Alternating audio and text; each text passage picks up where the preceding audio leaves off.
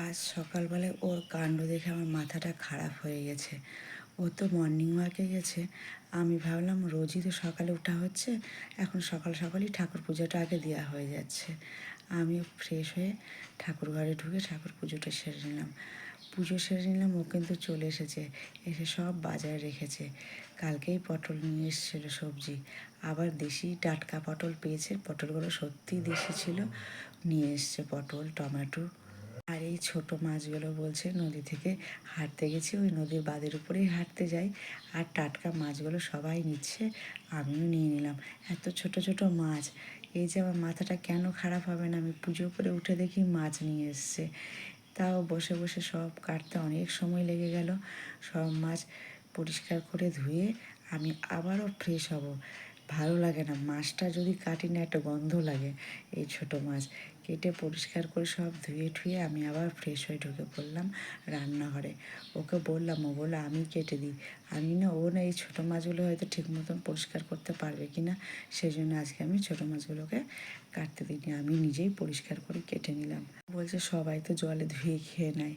আমি বলছি হ্যাঁ, জলে ধুলে খাবো, আর পেট পেট থেকে এগুলো কী বেরোচ্ছে সবাই বলে, তাই সবাই এভাবেই পরিষ্কার করেই খায়, কেউ নোংরা খায় না। আর ইচ্ছা করলো না সবজিতে কিছু মশলা বাটা দিই, এই সবজি মশলাটা দিয়ে সবজিটা করে নেবো। বেশ সবজি মশলাটা দিয়ে সবজিটা খেতে কিন্তু খুব সুন্দর হয়েছিল। বাটা মশলা দিইনি, দেখলেই তো লঙ্কা কাটা দিয়েই করলাম, আর নামানোর সময় সবজি মশলা দিলাম, খেতে কিন্তু খুব সুন্দর হয়েছিল। এরপর মাছ ভাজাটা করব। মাছটা তো সম্পূর্ণ লাগবে না, তো কিছুটা আমি রেখে দেবো, একটু টক খাবো বলে। দেখা যাক টক করি। আর একটু পটল, পেঁয়াজ, লঙ্কা সব কেটে নিয়েছি, একটু মাখা মাখা চচ্চড়ি করব। আমি তো ভাবলাম একটু মাখা মাখা চচ্চড়ি করব, ও আবার বললো না একটু ঝোল ঝোল করো আলু টমাটো দিয়ে। তো ওর কথা মতন মাছগুলো একটু ঝোলই করব। এই মাছ কিন্তু কাঁচা খেতে বেশি ভালো হয়, কাঁচা যদি না খাওয়া হয়, কিন্তু আমরা না একদমই কাঁচা মাছটা খেতে পারি না, তাই আমি একটু ভেজেই নেব। সব মশলা দিয়ে দিলাম মিক্সিতে, মশলাও পেশানো হয়ে গেল।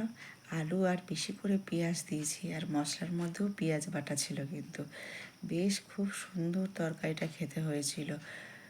ভাতের জলটা ফুটে গেছে, আমি জল ফুটলে চাল ছাড়ি, আর চাল ধুয়ে কিন্তু আমি রাখি না, সঙ্গে সঙ্গে চাল ধুয়ে দিয়ে দিই। এদিকে মশলা কষে গেছে, এবার টমেটোটা দিয়ে কষিয়ে নিব।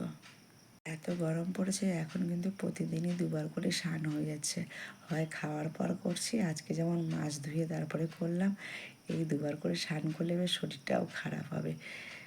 কি সুন্দর হয়েছে না, কষাতেই দেখে খুব ভালো লাগছে। বেশ অল্প ঝোল দিলাম, আর টানা টানা বেশি ঝোল ঝোল করবো না।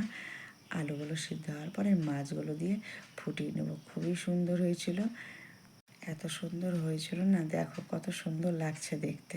বেশি কিন্তু ঝোল করিনি, অল্প অল্প ঝোল ঝোল করেছি। খাবার গুছিয়ে নিলাম, আমরা খেতে বসে পড়লাম। আজকের মতন ভিডিওটা এখানেই শেষ করলাম। বাই বাই, সকলে ভালো থাকবে।